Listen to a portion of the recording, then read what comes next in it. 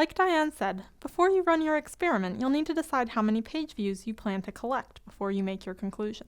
First, let's look at how the distribution changes when you increase the sample size.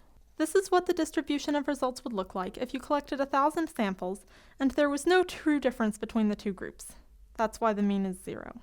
You'll reject the null and conclude that there was a difference if you measure a value less than this one, roughly, or greater than this one. So your probability of falsely concluding there was a difference, which is often called alpha, is 0.05. If you increase your number of samples, say to 5,000, then the standard error will decrease, so the distribution of results will look much narrower. To keep alpha the same, that means the cutoffs for rejecting the null will be closer to 0. Now let's say you decided to only collect 1,000 page views so that you could make a conclusion more quickly.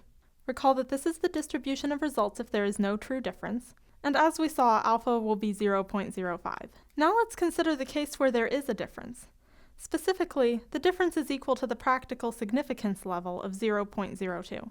You'll fail to reject the null and conclude there was not a significant difference in the same cases. Now the probability of failing to reject the null when the null was in fact false, which is often called beta, is pretty high.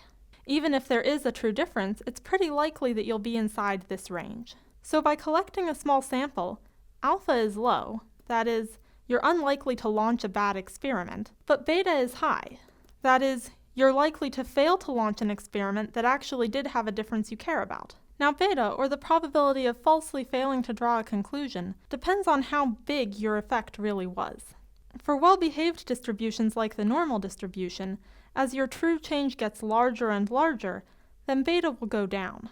So you typically consider beta at your practical significance boundary, since you don't care about any smaller changes, and any larger changes will have a lower beta, that is a lower chance of error. People also refer to 1 minus beta as the sensitivity of the experiment. In general, you want your experiment to have a high level of sensitivity at the practical significance boundary. People often choose 80%.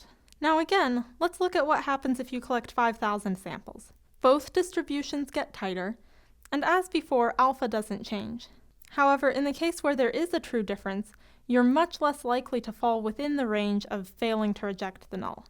That is, you're more likely to reject the null and conclude there was a difference.